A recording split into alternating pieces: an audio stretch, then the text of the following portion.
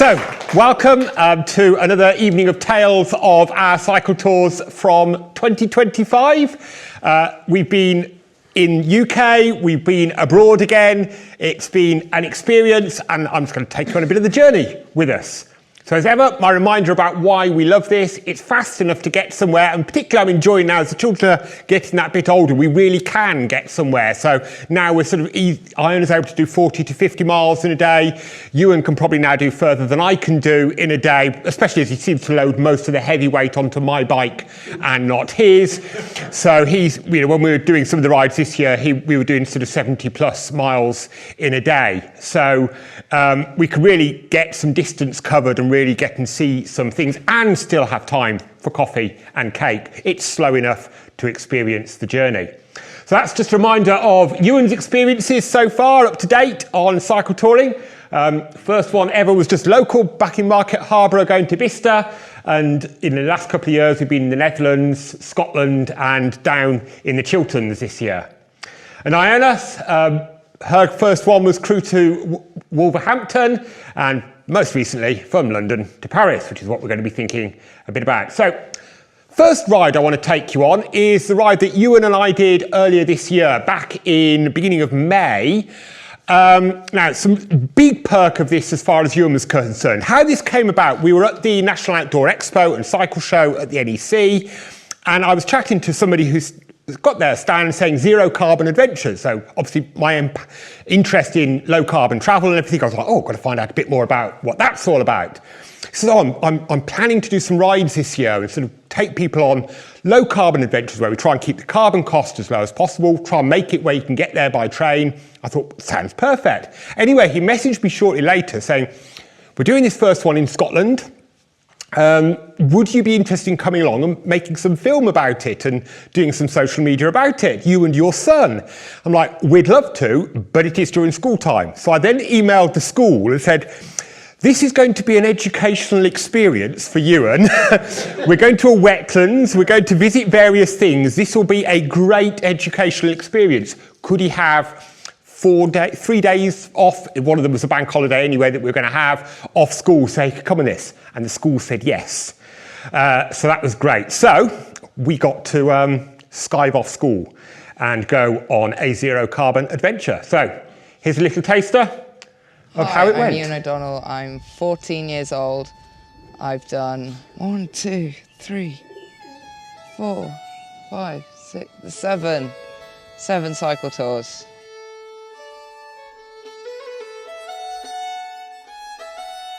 I'm Ian O'Donnell, I'm just approaching 50 and I've been cycle touring for about 10 years now, a lot of that with my two children, Ewan and Iona, and Ewan has been with me on this trip. Hi, I'm Stephen, I'm 60-year-old with a bus pass now, and I've done probably about 10 backpacking tours before. Hi, I'm Si, I'm 53. This is my first bikepacking tour that I've ever been on. My name's Connor, I am 32. I am the founder of Zero Carbon Adventures and have done cycle touring, bikepacking for maybe seven or 8 years now. Hey, I'm Phil, I'm 36 years old. I've been bike touring for years all over the place in America and all across Europe. And I'm here to fix bikes when they go wrong. Hi, I'm Julian. I'm older than Phil. I only ever go on one-day tours, mostly with Phil. On this trip, I've mostly been in charge of logistics, driving the van with everybody's stuff, making sure when they arrive up a hill that there's a nice cup of tea waiting for them and a nice cooked meal at the end of the day. Stuart Thompson, I'm 26 and I really love cycling. Cycle touring though is something that I always want to do a bit more of. I've done quite lengthy trips in the past, but this trip across Scotland was something completely new to me. In fact, I'd never properly cycled in Scotland before. Ewan and I are heading north to join a group of adventurers on the inaugural Zero Carbon Adventure, Scottish coast to coast, from Ayr to Dunbar. Our first time joining a group ride. Will we keep up? Will we manage the gravel, the climbs, and will they survive 5 days with us?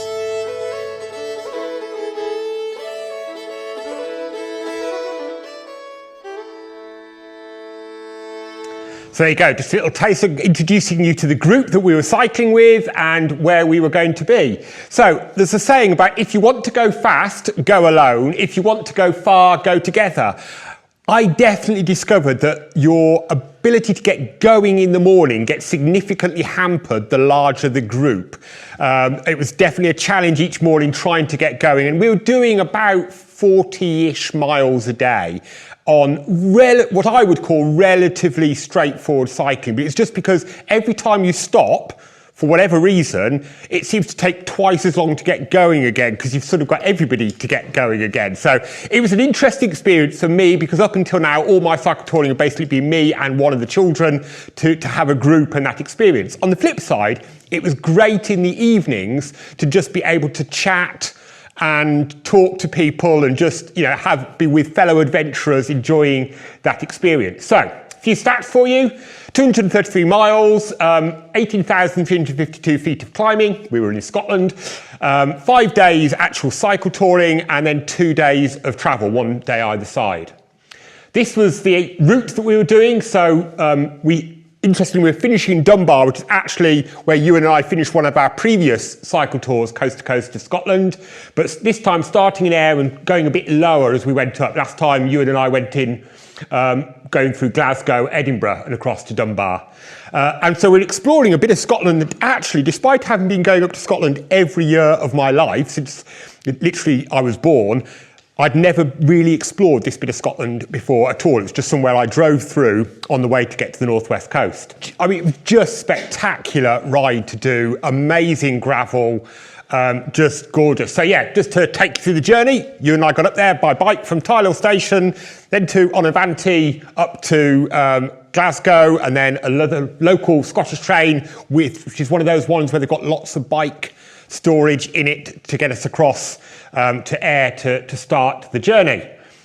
Slightly different experience. We've got a support van, which meant I didn't have to carry my tent and everything between. All I had to carry in my panniers for the day was what I needed for that day. That was a great experience, especially with some of the hills that we had to tackle while we were there. And then we had somebody briefing us and telling us what we were doing as well each day. I didn't have to think about what we were doing, where we were going to be, where we were going to be stopping. None of that. I didn't have to think about any of that. So that was all a novel experience for me. So we started off in Ayr, cycling along a bit by the coast. That didn't last long. Soon we were starting to head inland and uphill.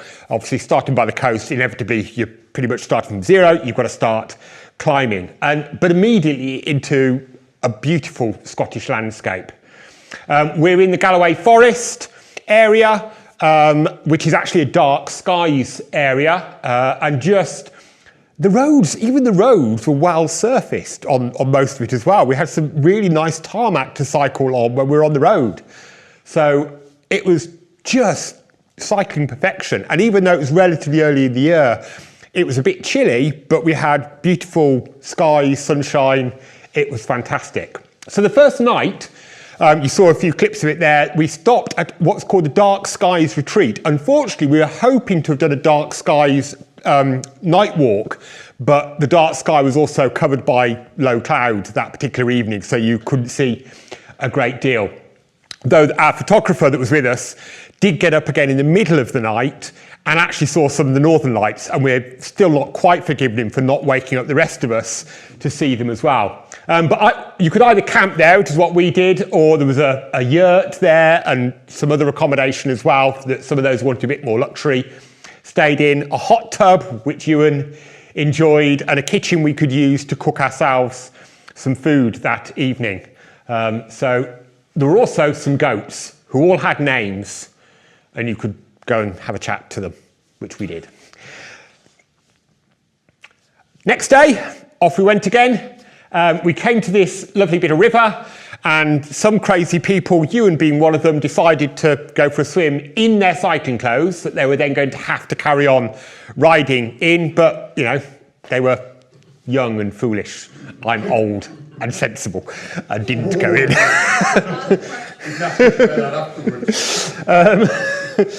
But then we were cycling through this there. So this gravel track was just perfect cycling gravel. It was fabulous. And then you just had views like that to enjoy, which was superb. One slight fly in the ointment. That was the first time we stopped with Ewan's bike. There were 2 stops, I think, with the bike. Just the one stop, was it? The chain broke. Now, our bikes, the Chilterns bikes, have mostly been built up by, not this granddad, but by their other granddad, and they're mostly of slightly older components. So at this point, when we got to the lunch stop, we sort of did a quick phone round, can we get a replacement chain? Because the gears were no longer changed. It had already been shrunk once before. It hadn't got enough slack in it to change gear properly. No chains of that type in the area anywhere. Fortunately, on the van was a spare bike. So Ewan actually swapped off his bike and onto a Surly bike, gravel bike with dropped handlebars for the remainder of the tour, which also proved to be perhaps somewhat expensive because now at the end of it, he was saying, actually, a bigger bike suited me better. I like gravel tyres, etc., etc. So a demand came back when we got back about what bike he needed for future tours. But we sat by that river. That was Otter River. We didn't actually see any otters, but a big sort of open expanse of river, absolutely beautiful spot. And then back onto gravel trails through more forestry and the views and so on we're enjoying. You can see there now Ewan is on a different bike and enjoying the fact he was beating me down. He'd got gravel tyres on, I'd still got road tyres on, and he discovered that he could cut in and maintain traction through the corners much better than I could. We stopped for Cream of Galloway ice cream, which apparently, and I would probably endorse this, is some of the best ice cream you can eat. It was incredibly creamy and delicious. So that was a little treat before we finished that day in, and I've got to turn the pages. Where did I say that was, Ewan? Moniave, that night. And we were actually camping in somebody's back garden when he was planning the route, he said, yeah, you can just come and camp by me. And it was basically his back garden. He'd got a big back garden and we were all able to pitch our tents in there. And that was actually the person who was playing the accordion there. We went down for an Italian meal in the village and then went to the pub where he'd arranged to say, oh, and a friend of mine is a violinist, we'll do some music for you for the evening and just enjoy some time, listen to music, having 1 or 2 drinks. I was very impressed. I got my favourite cider, Thistley Cross. And just a lovely evening chatting, enjoying music and relaxing together. That was the view from where we were staying in Moniave. Just beautiful spot. You can see the photographer hard at work. And then we set off again. That church there is a flat pack church. Most of that particular design of flat pack church were actually sent to missionaries around the world. It was basically, you've got your mission establishment established, you need a church, here we go, we'll ship you out to church.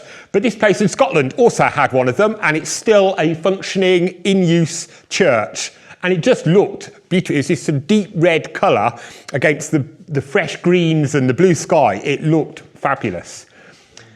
Haggis and chips over there for lunch. At a mountain, the sort of first of the mountain biking centres we came across. That was good.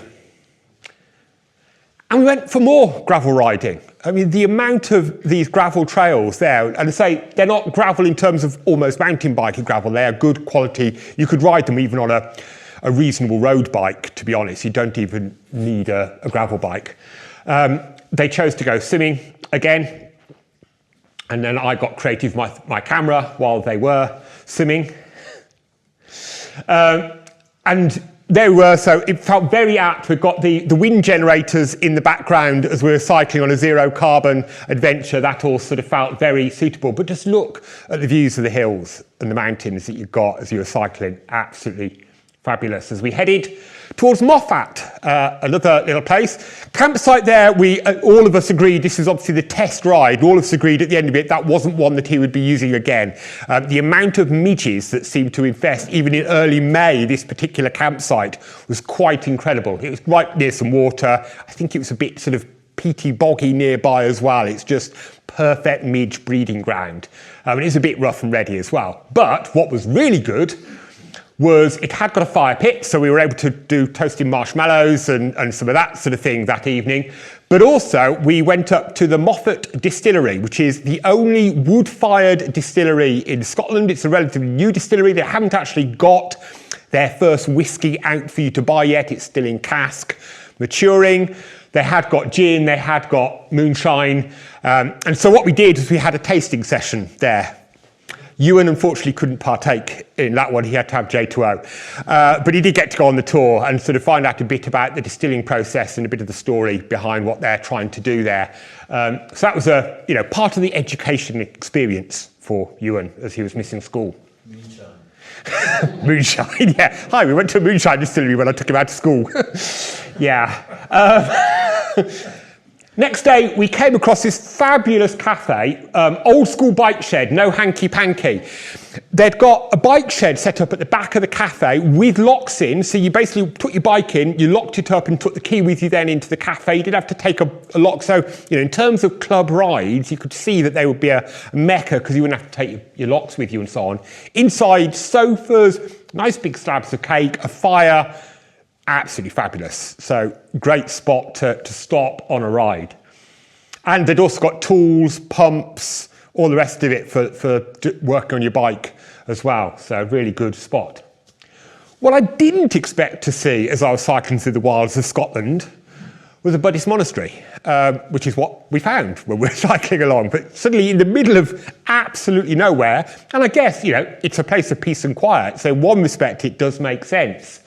But we came across this, stopped for a moment to appreciate it, before carrying on a bit further to a wetlands, which is a community-owned wetlands, and they're trying to sort of basically rewild it and take care of it, so getting rid of some of the commercialised forestry that was there. As they're harvesting that, they're rather than replanting it with just more forestry, they're trying to develop it into a sort of more biodiverse area. And we went on a guided tour with the chap that you can see there with the rucksack on his back, who just one of those people, you start chatting to him and he'd been paragliding all over the world. He's saying about some of the adventures he's had, some of the near misses he's had when obviously paragliding is not necessarily the safest of sports when you're doing extreme paragliding like he'd been doing, competing and all the rest of it with it. But is now settled up here and is looking after this sort of area and is sort of the keeper of it day to day. And is just telling us about some of what they're doing and some of the plants that we see. It was a beautiful area to walk through and to just sort of see some of that biodiversity when you remove some of that commercialised forestry, which the big problem with very large areas of commercialised forestry in Scotland is underneath the tree canopy, it's dead. There is no real biodiversity or life at all. So it's really interesting to see what they're doing here in terms of taking that and moving away from it.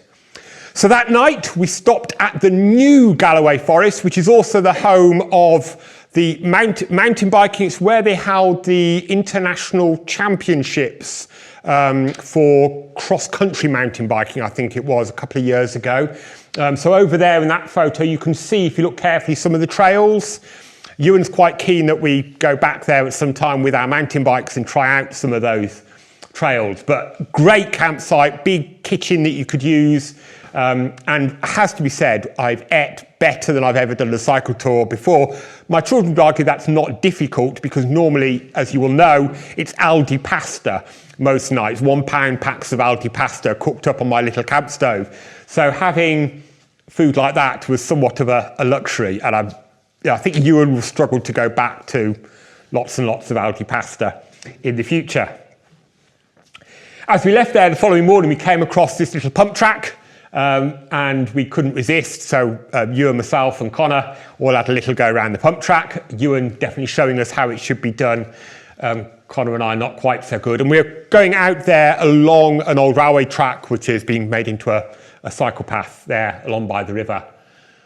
And then we were had a long climb up through a valley. You can see us starting there, up through there. As we topped the top, there was the view of Dunbar in the far distance and the coastline there you can see, which meant we hadn't got far to go to get to Dunbar itself and the seaside again. So we'd got from one side to the other side of Scotland through some of the most spectacular scenery, and just ended up there in Dunbar.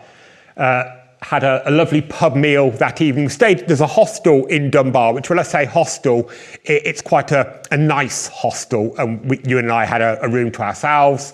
And just lovely to then just spend some time chilling out, exploring the place, having a chat and eating some nice food and just enjoying the scenery in Dunbar. Have any of you been to Dunbar at all? If you get the chance, it's a lovely little town to go and visit. And if you get the chance to go on one of Zero Carbon Adventures, I'd highly recommend it as an experience to somebody else dealing with everything, and you just get to enjoy the ride. And I know we organised some of those here as well. But then it was just a case of coming home. So we caught the train back from Dunbar into Edinburgh. The great thing about trains when you're doing point-to-point rides is you've not then got to get all the way back over to wherever you've parked your car at the start of the ride. We could then just catch a train from Edinburgh straight back down to Coventry again. What I'm quite looking forward to, I don't know if you've heard, that they've just started the sleeper train is now stopping at Birmingham now on the way up to Inverness. So we are considering what might be possible in the future in terms of being able to just jump on a train at Birmingham on a Friday night and be up in Scotland on Saturday morning. What does that allow us to do for the future? So we enjoyed that. So that was our first little experience, a taster of cycling to come over the summer before we got as far as the summer, and Ewan getting the chance to skive 4 days off school to be able to do so was definitely a privilege. So that's the first one. And then it was the event which had been promised to Iona. Her rides so far have been relatively local and low-key. Last year, the 2024's ride had been entirely spur of the moment. We didn't even know where we were going to be going properly at the point we caught the train up to where we were starting the ride from, which had purely been chosen on the basis that it was the cheapest train journey I could find to somewhere. So that was 2024's ride. This year, a lot more planning had gone in. So the plan was to cycle from London to Paris. And we had an extra member of our crew introducing you to Chloe, who joined us partway through the ride and remained with us at every stage thereafter, and is now our little sort of mascot for our cycle touring adventures. So a few stats: 332 miles, 10,474 feet of climbing, so less mileage, less climbing. More mileage, less climbing than the Scotland ride. It was noticeably flatter than the ride we'd had to do in Scotland. We took 14 days over it, including travel and including some Paris exploring time at the far end. It, of course, did include one parkrun and one Le Parkrun. France doesn't officially have parkrun. It used to, but due to various administrative requirements around medical certificates, they stopped doing it over there. But an unofficial Le Parkrun still meets in Paris at one of the venues that they used to run parkrun at. So when I discovered it was only a 5-minute cycle ride from our campsite, we had to do it. Not sure Iona was quite as enthusiastic, but she joined me. So that was the route that we were following, the Avenue Verte, the Greenway. So English bit to Newhaven, then to Dieppe, and when you get part way along the route to near Forges-les-Eaux, you can actually split. There are actually 2 routes that then you can go to Paris on. So you can, if you want to, ride back again via a different route. We didn't, we caught the train from Paris. So that was the route we were following. So here's your first little taster of the first part of the ride.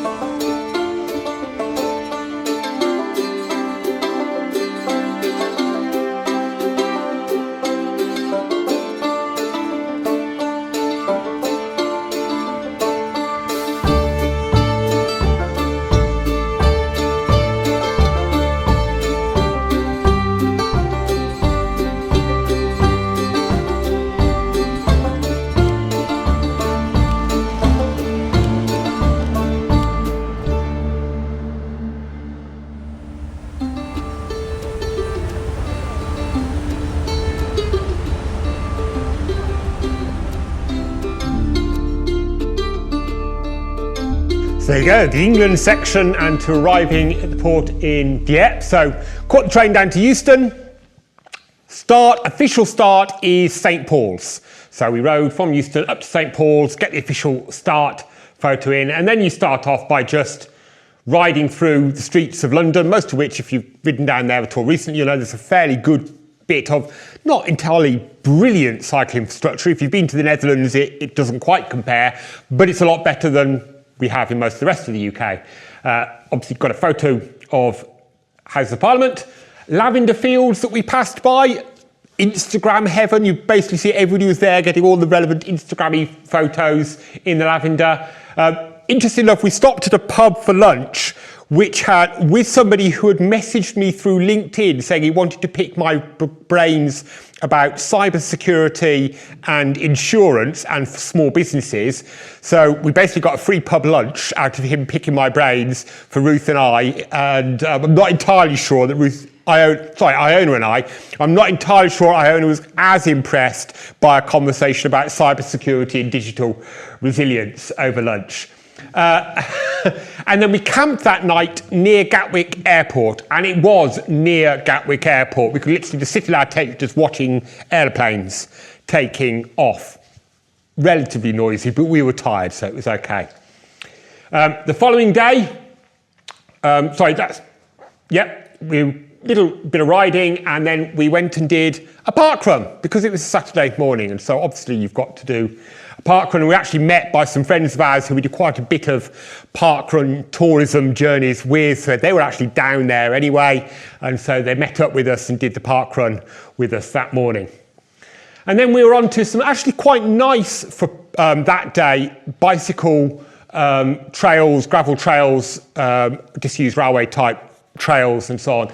Has to be said, the previous day, from when we left London to getting to Gatwick, we went through 2 or 3 interesting bits of cycle infrastructure on NCN routes.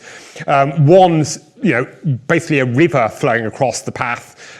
We had to navigate through the woodland to try and get round it. We were chatting to somebody when we were in France saying, oh, we're coming over and we're doing the England bit. And I went, don't expect the same quality of cycle infrastructure and experience as you've had when you've been doing the France section. But that photo was taken by somebody who said, oh, do you want me to take a photo of the two of us? Which was very nice of them. Carrying on our way, say on the NCN infrastructure way, we had a pub stop for lunch. That day had 2 or 3 quite hilly sections on it.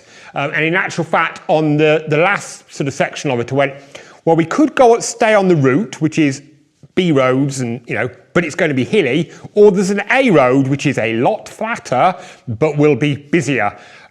We decided to go for the A road option, which I thought by 6 o'clock on a Saturday evening would be relatively quiet. It wasn't. So it was busier than I hoped, but it was all right. We loved this, this way, that way, and this little garden scene, an old railway, and he'd got all sort of railway paraphernalia on his back garden for you to enjoy. Top right, you can see our campsite when we arrived for the night. Pop-up campsite. It's one of these ones that's just there for the summer period, and the people who run in the campsite were actually camping on it as well during that period. So lovely chat with them as well. In the morning, we were in no hurry that particular morning. We had only about 20 or so miles to do to get from the campsite to the ferry.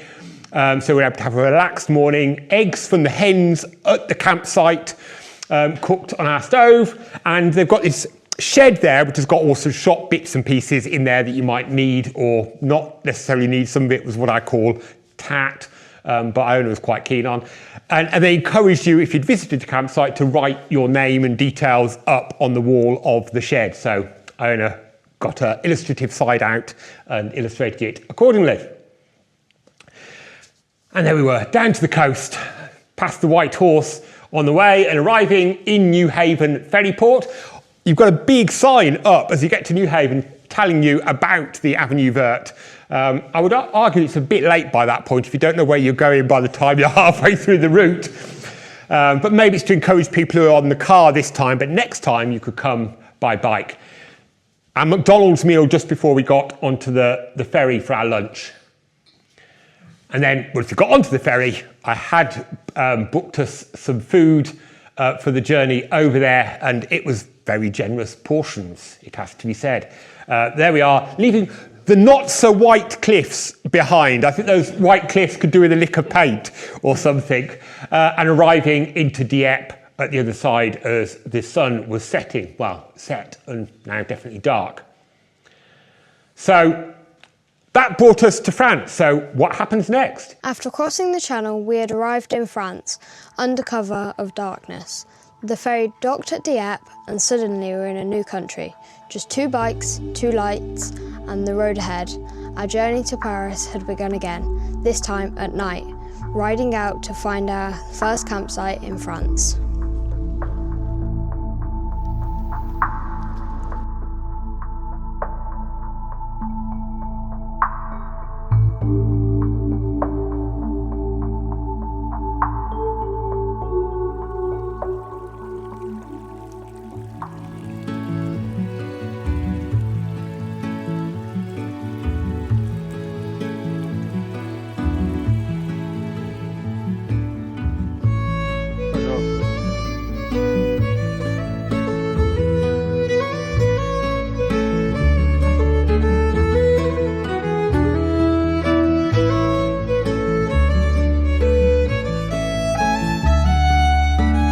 Carry on and see if we can find somewhere for lunch in a bit, shall we?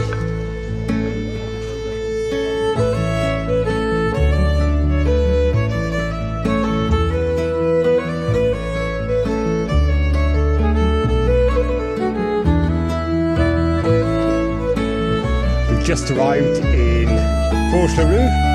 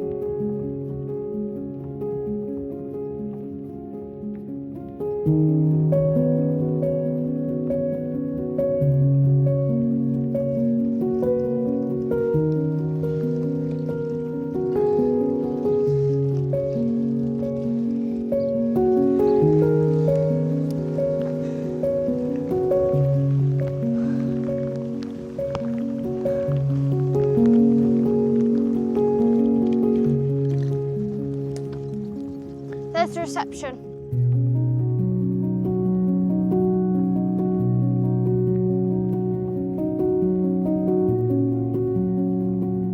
We'll see you in the morning.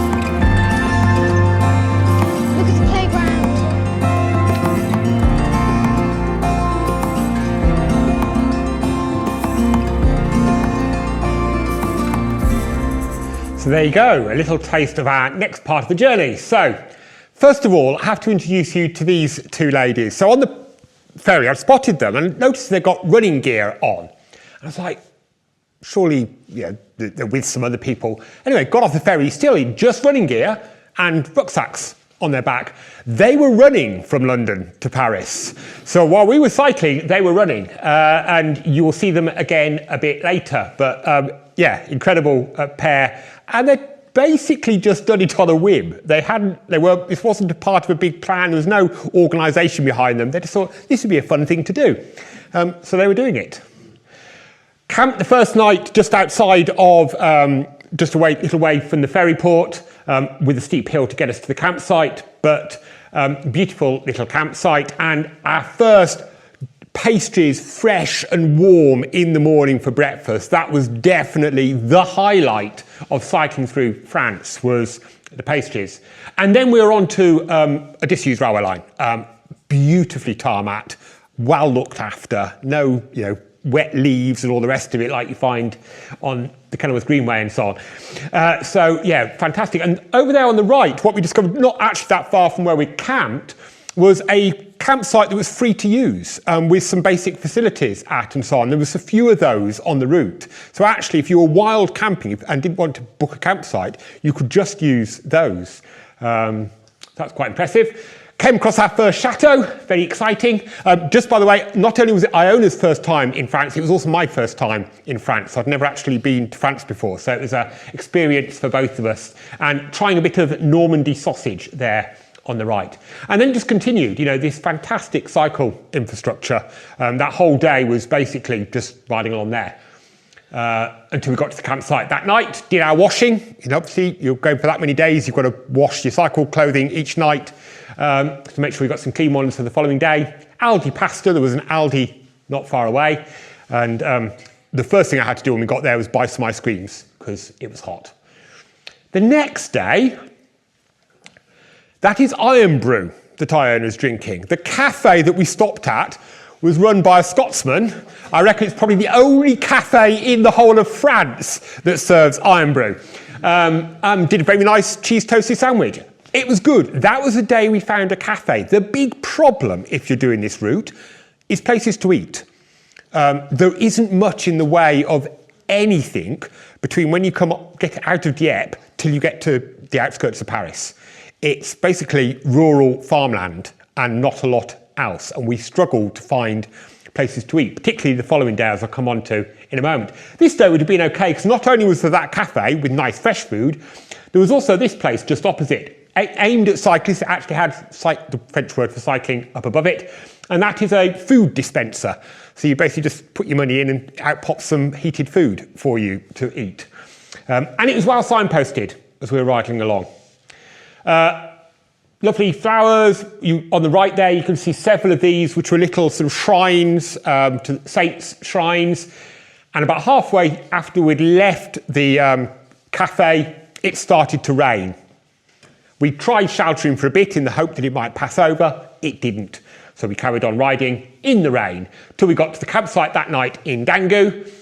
That night, we'd found somewhere that on Google Maps it said did pizzas. It didn't exist. But we then found the deli that did do pizzas and cakes and so on, so we were able to get something to eat. And we went, great, in the morning we'll come back here and get our pastries for the morning. Great plan, and this is just a little explore of the area with my camera. The problem with the plan was it was Wednesday the following day.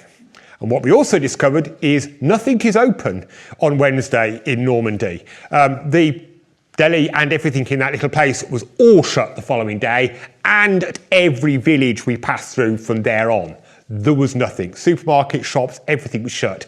We were eating sweets and snacks to keep us going during that day.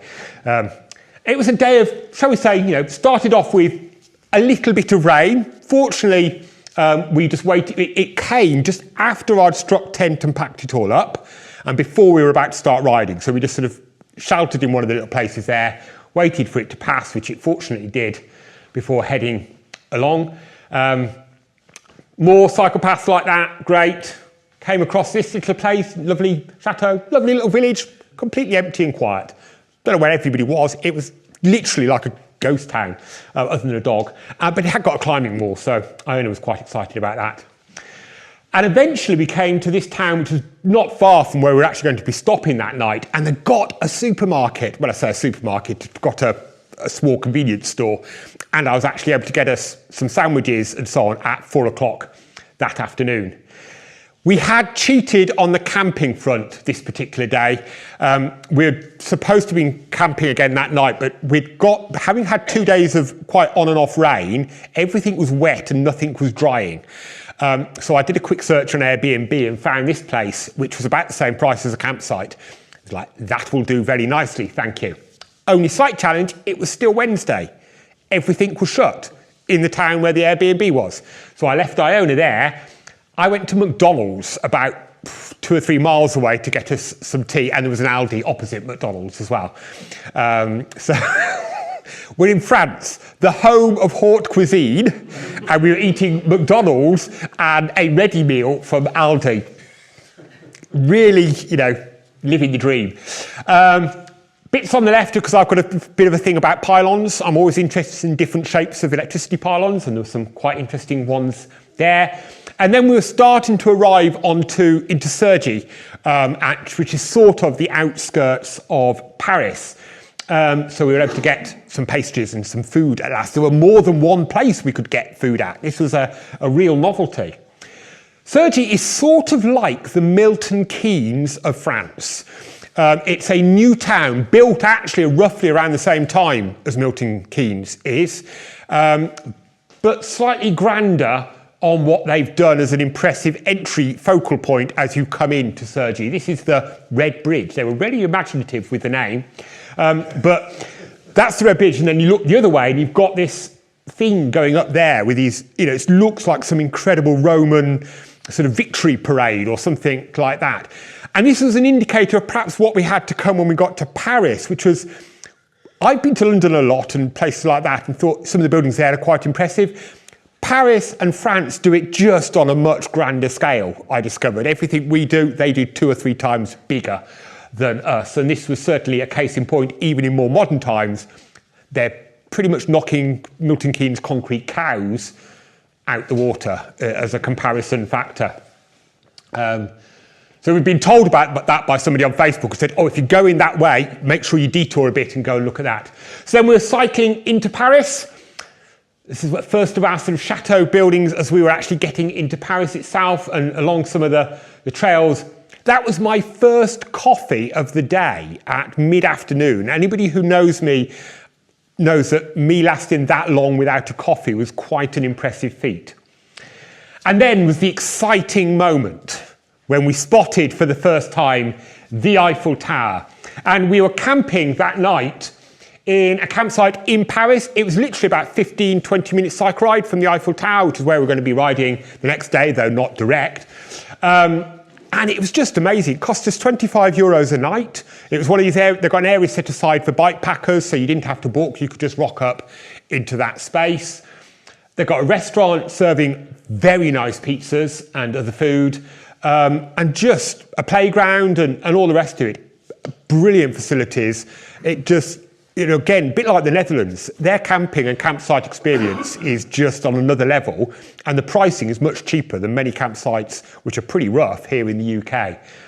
So we camped there, and actually I would suggest it's somewhere we're thinking, could we go back as a family, just catch a train to France and camp at that campsite? Great value.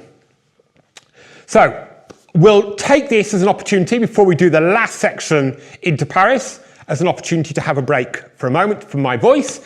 So we tried to bring some samples of food from places we went. So you've got some Scottish shortbread, not bought from Scotland, it was bought from farm foods. Some Normandy brie came from Costco. Some Scottish oatcakes came from Sainsbury's, and some sort of croissants and pain au chocolats came from Costco. But the thought is there. So enjoy the food and we'll reconvene in a few minutes.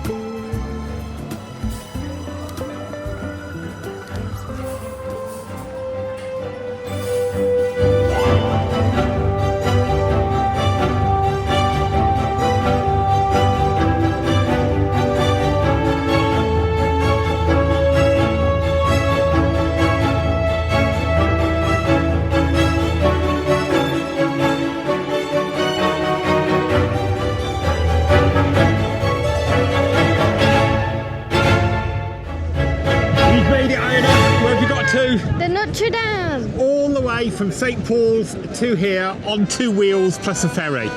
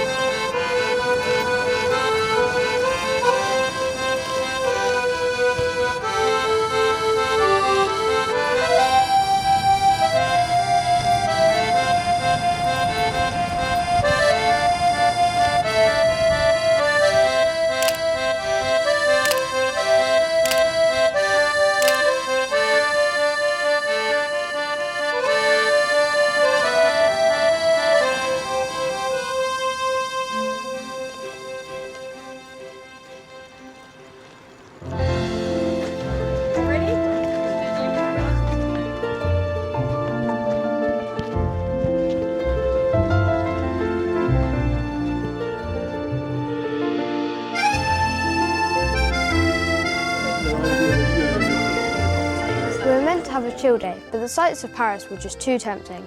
Before long, we were back on our bikes ready to explore. It set the vibe for the rest of our time here, riding around, taking it all in, seeing for real the places we'd only ever seen in photos or movies. From the Champs-Élysées to the Arc de Triomphe, we wanted to see everything.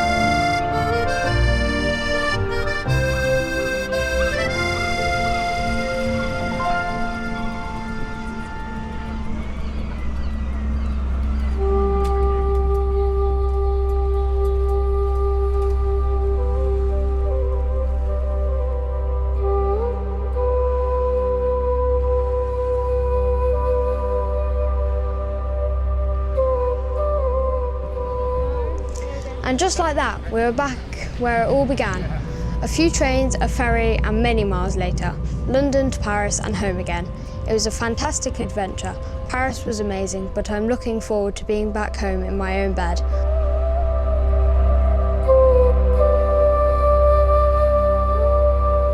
So there you go, and Ewan came to meet us at the finish. So, the last section into Paris. Firstly, Paris had got some pretty good cycling infrastructure. And, you know, everybody say, oh, you're going to cycle in Paris. It was great, no problems at all. French food, Iona was less sure about, wasn't quite so sure about the fairly rich sauces that everything came with, so ended up with a bowl of fries. I was trying to be a bit more adventurous. Just outside this little cafe that we stopped at for lunch, the tops of the bollards had all got these little creatures on top of them, which was quite fascinating. Place de Bastille, obviously the French Revolution famous for, and they've got these sort of steamy jets coming out of the pavement for us to cycle through. So officially the Avenue Verte site goes from St Paul's to Notre Dame, linking those two big church places. We appreciated the outside. You saw briefly on there the queue to get in, which meant we sort of took one look at that queue and went, we could appreciate it plenty enough from the outside. We were not queuing up for however long it would take to get inside. There were other things to do and see. And we met back up with the two girls that we had got off the ferry with. So they had arrived in Paris the day before, so basically the same time as us. Slightly more direct route they'd run, but basically they'd been running each day about the same distance as we'd been cycling, so around the 30-ish odd miles each day. We'd followed each other on Instagram, and so kept in touch as we were going through our journey and arranged when we got to Paris to meet up and have a coffee together. And actually since then I've met up with one of them because she lives in London, and exchanged future adventure plans because she's got plans to row across the Atlantic next year. So, as you do. So then it was just a case of see some of the sights and do the obligatory touristy things. Obviously the Eiffel Tower had to be photographed in as many different ways as possible. We mentioned the parkrun. The great thing about the parkrun is you get breakfast afterwards, French style, hot fresh croissants, and there was even a playground there for us to enjoy. And there was more exploring of Paris and the sights. You don't realise that, again, I've been to Blackpool, and, from photographs, Blackpool Tower, Eiffel Tower look relatively similar. They don't when you're there in reality. And this little place on the right, this sort of rock thing, was just right by our campsite. There's a whole area there of parkland, beautiful parkland, but this was created by one of the kings to sort of create an entrance to this parkland area. So what looks like it's a natural rocky formation was all man-made, and the fountains and so on, waterfalls were all created. Arc de Triomphe, and everybody warns, you won't be able to cycle around the Arc de Triomphe. No problem at all. A, I think there are far less cars there than there have been in the past because of clean air zones. B, again, it's a bit like the Netherlands. Cars just give way to cyclists when you're in Paris. So actually you can get around on a bike easier than pedestrians were getting around to a certain extent. So we were able to get across. One of the bits of traffic there was a bunch of 2CVs. And again, the Arc de Triomphe was just the carvings, amazing, the detail, just beautiful. The everlasting flame, and of course the Champs-Élysées. So big cyclists, we had to go and cycle down the Champs-Élysées. That's a given. Thing I didn't expect to be doing, apparently for teenage girls, or not quite teenage girls, Sephora was the place to visit on the Champs-Élysées. So we went to Sephora. There you go. And then this is just one of the many park/garden areas. And again, London has some amazing parks. Paris just took them to a whole other level. The beauty of the parks, the planting, the sort of features they'd got in them and everything was just beautiful. And this wasn't a major one. This is just one we found where somewhere to sit and eat lunch. So back at the campsite, it was time to go home, packing up. This was the area we were camping in. As you see, just an area set aside, and you just found a space and pitched your tent, basically. You can see there some of the site of the campsite. There's a restaurant there over to the left, playground and sort of open air seating areas, open air Pizza Hut place as well. Not Pizza Hut, the brand, but somewhere to get pizzas from. And just lovely spot. So then we did make sure we went and discovered what this was. We'd spotted it on the photos we'd taken, but hadn't really noticed it as we were riding past. We went back to look at this balloon thing, which was made during the Olympics last time they were in Paris. And actually at night, it rises up into the air. So they've got things, and it's got all lighting of this steam that they've got coming up. So it looks like there's fire and smoke. And you can hire these little model boats on the lake just there as well and play with them. And then it was catch the train back. So I had originally planned to look at catching the train from Paris all the way to London using the Eurostar until I tried to go through the booking process on Eurostar with bikes. I decided my life had got better things to spend my time trying to organise and do. And also got quite expensive. So actually we just used a local train to get us back to Dieppe, and then caught the ferry across from Dieppe to Newhaven, and then caught a train up from Brighton, which I'll come on to in a moment. So that meant we had a bit of time to explore Dieppe as well, which beautiful churches. Some of the carvings and so on in those was looking a bit worse for wear. Considering how beautiful they were, you just felt they got some nets strung up in the ceiling, obviously because they were worried about stonework falling down on your head. Their deference to health and safety was just put up a net to catch the stones, as opposed to closing the church, which is probably what would happen here. Last French meal, I had a Normandy burger. I'm not quite sure how different it was from an English burger, but there we go. And it was time to catch the ferry. The one problem, they had no shelter for you as a cyclist while you were waiting to get onto the ferry. We had quite a long wait and it started to rain.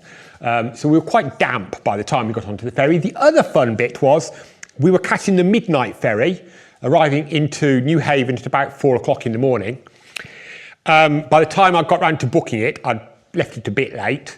And to save a bit of money, we had no cabin. So we slept in the sort of seating area. It's fine for Iona. I just put 2 seats together. They've got these sort of curved seats and it made a perfect little size bed for her. I didn't fit. I didn't necessarily have the best of night's sleep. What I saw and what I will do in the future is quite a few people have just brought their camping gear up into the area where we were sitting and just went to sleep on their airbed from their tent. So I'll do that in future. So we arrived in Newhaven and we then had an early morning cycle ride to do from Newhaven back to Brighton, where we were then catching the train from Brighton back home. And there we are. The journey home, I think Iona had finally reached the end of her energy levels. Ewan came to meet us at Coventry Station, took Iona's panniers, so Iona didn't have to carry her panniers for the last leg of the journey home. And that was the end of our Paris adventure. But yeah, brilliant time.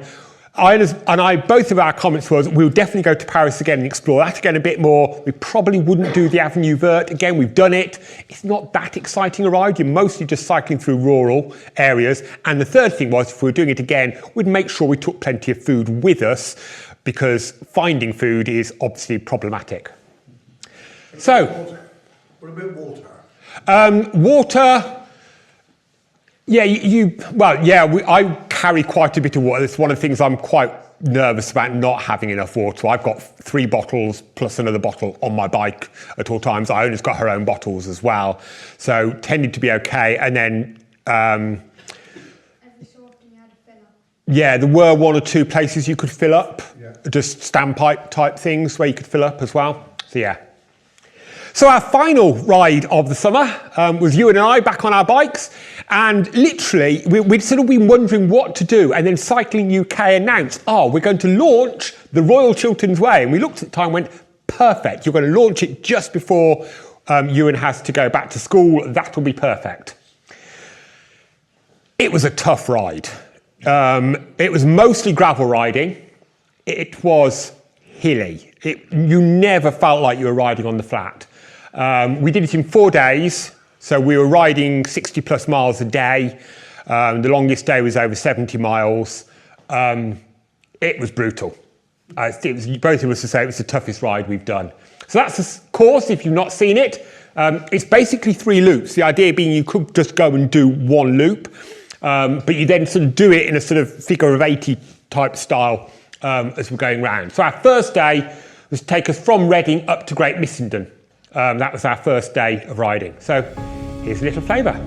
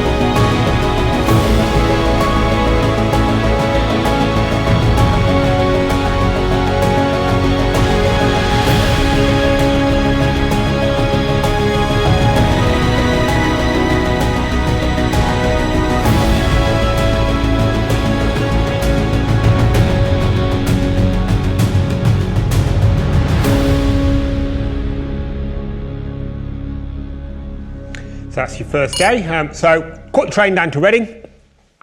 Cross-country trains, which meant you did have to hang your bike up. That's a pain. And we were greeted by a sheep. And so you come out of Reading on the canal to begin with, and then onto a bit of the Thames, and immediately start to climb. Views back over Reading, and then you're going through some of these Chiltern towns, basically. And we got to the cheese shed for lunch. Oh, those cheese toasties. Superb. One of the things I do like about the Cycling UK route is they do highlight places to go and eat, and local specialities and food and all of that sort of thing. I'm a big fan of anything like that. So what you will have seen on that video, it was incredibly dry. If you remember the summer, everything was just so sort of dried up and yellow and everything, which made for, on the whole, quite good cycling. This would definitely be a challenging route at this time of year because so much of it is off-road and you've got sort of clayey soil. I think it could be interesting. Both Ewan and I said if we were doing this ride again, we'd use mountain bikes and not gravel bikes.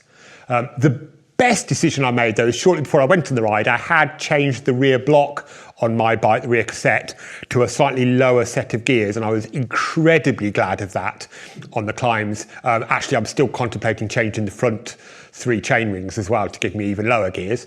And I was also quite glad I'd changed from touring tyres to gravel tyres, having had the experience up in Scotland, and I was very glad of that as well. And you will have seen us pushing our bikes quite a bit. And to be honest, even pushing was a major challenge. At times, it was literally sort of trying to push it like that because the hills sometimes got so steep that the bike was desperately trying to roll back down the hill. But you were rewarded with some fabulous views. And I don't know if any of you have cycled in the Chilterns, beautiful area to explore. And again, one of those areas you just tend to pass through on the M40 or on the train rather than exploring. So our first night we got to Great Missenden and I'd booked us a campsite just outside of Great Missenden. And what the aim was, we camped there for 2 nights because what we were able to do, because of that top loop, leave our tent and everything there, do the top loop and come back to it. So the good thing was on our top loop, we didn't have anywhere near as much gear to carry. We just had to carry what we needed for the day and got a good meal when we got there. And then we started climbing again.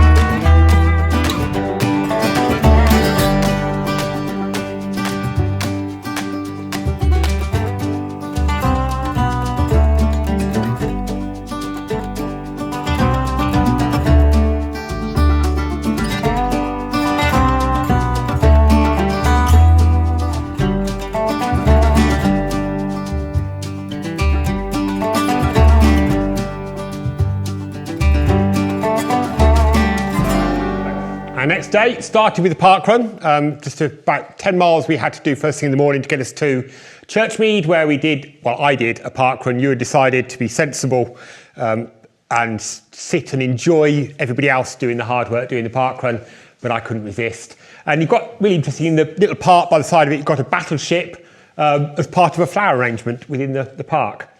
Lovely cafe there as well. And then it was back out and along these sort of dry fields and so on single track, a bit of canal side riding into Portobello Hampstead, and pub there that we were hoping to get something to eat at, only they'd stopped serving food. So we had ice cream basically for lunch, highly nutritious. And headed up to Dunstable Downs, which we have been back to since to do the parkrun that is there as well. And beautiful spot. I don't know if you've been up to there, but fabulous views. There's a gliding school just down below, so you see gliders overhead. Fabulous place for flying kites. There's loads of people there flying kites, and a National Trust shop and cafe, so we're able to get some food and something to eat up there. This monument here is a long way away from the stately home of who it was built in memorial of the previous Lord of the Manor. The reason it's a long way away is the new Lord of the Manor, his wife hated it so much she refused to have it anywhere near where the manor was, too near her line of vision. So it was built quite a distance away. National Trust property. We were carrying on our way back down. It was, by the time we'd sort of getting towards the end of the day's riding, it was getting dusk. And bear in mind, this was August, it's still relatively long days.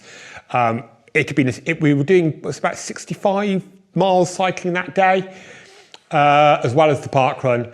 So, it was time pressured. And we were getting back, and I was looking at my watch thinking, they stopped serving food at the pub at 9:30. We are going to be struggling to get back for 9:30.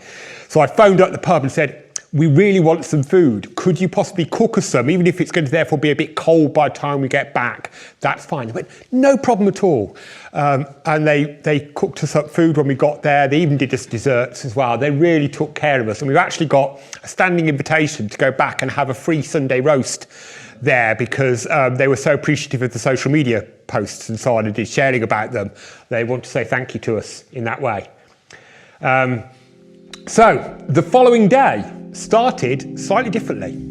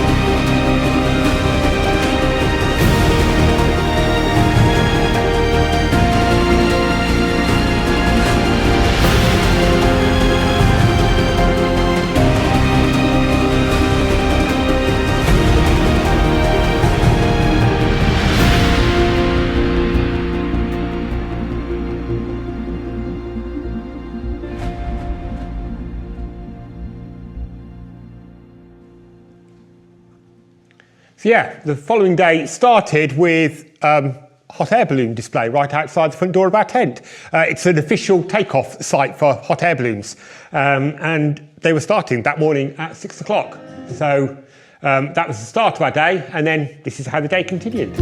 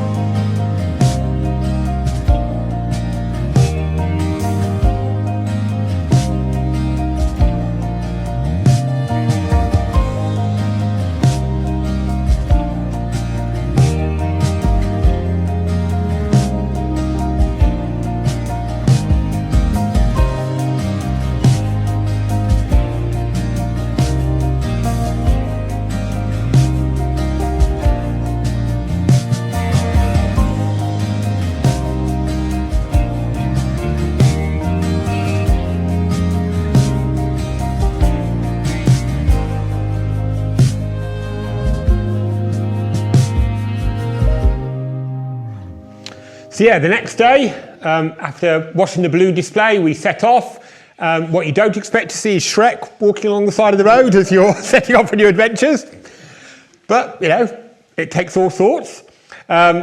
We went past Disraeli's house, Ewan didn't want me to go and explore that. He's not quite as into political history as I am. So we just had a quick look at the gardens and carried on our way. The mausoleum there, I don't know if you know that one. I have actually walked up to that a while back as well. Incredible building. You can actually see that from the train if you're travelling down on the train to London. And we stopped that night in Wallingford, another little campsite, and we thought we were, again, a bit late getting there. That day, there was an official Cycling UK route, and then there's the route that we did. By about halfway through the day, we got, and we were just, both of us going, we're shattered. We, really feel it in our legs. And we looked at the route, it was more gravel ride, and we thought we just don't fancy more, trying to push our bikes up some of those hills. So we rerouted and just followed some B roads and a bit of A road, and actually a really good cycle track up the side of one of them for a while, to get us to our campsite for that night. And I think right decision, wasn't it, Ewan? So we got there a bit late. First two places we went to try and get something to eat, both said, no, sorry, we stopped serving. Got to an Indian restaurant. They said, we stopped serving, but we can do a takeaway for you. So we got a takeaway Indian meal and went back to our tent and ate it that night. So, last day.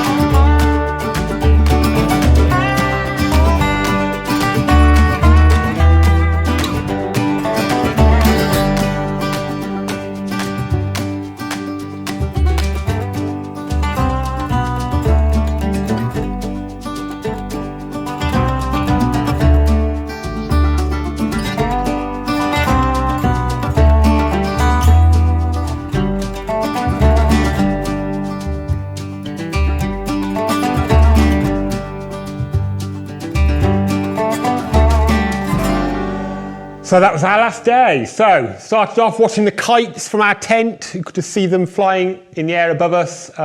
Chiltern's well known for. And then just more of these dry, parched fields, basically, that we're cycling through. It's beautiful, blue, yellow field. It looked fabulous, but I wouldn't have liked to have been the farmers trying to do anything with those fields. That photo's in there purely for Dad, the Moggy Minor convertible. Hartley Steps. God, it was hard work, really hard work, trying to push the bike up there. I mean, there's no way you could cycle up there with them fully loaded, whatever gears you got on there, I don't think. But even walking up them was a challenge. So, yeah. And we finished back in Reading, as you saw in that video, with a brief stop. Literally, as we got into Reading, you went, I think there's something wrong with my rear tyre. Yes, there's no air in it. So with about 3 miles to do to get back to the station, I had to proceed to take, of course, it's always the rear wheel, isn't it? It's never the front wheel. To take that apart, put a new inner tube in so that we could carry on our way. I sent Ewan off to get a cold bottle of orange juice to refresh ourselves. It was baking hot, and just faffing around with trying to get that sorted was not the best way to finish the ride. And also, it had been Reading Festival that weekend. So there were all the signs and people directing everybody to sort of say, oh, you can't go that way. Or you're okay on your bike, so you can go that way. It's okay. So that was a bit of an interesting experience. So they'd all been camping as well, I'm sure, but probably in slightly different ways to the way we'd been camping with a slightly different weekend experience. So Royal Chilterns Way, one of the Cycling UK adventure routes. Definitely recommend it. Beautiful ride to do. Do it with a mountain bike, take more time over it. You and I both said we probably add another couple of days onto the time it takes to do it, so you can just enjoy it a bit more. We were definitely under time pressure, but it was just what we'd got, this sort of window of opportunity to just go and blast it. We did meet a couple of people doing FKT attempts on it who are doing it in a day or whatever. I sort of get it, but on the other hand, I just sort of go, you're riding through some beautiful countryside. There's lots of cafes and things to eat and things to enjoy. You're not going to enjoy any of that. But there you go. Mountain bike, definitely, with as lower gears as you can find on it, especially if you weren't having perfect dry conditions like we were.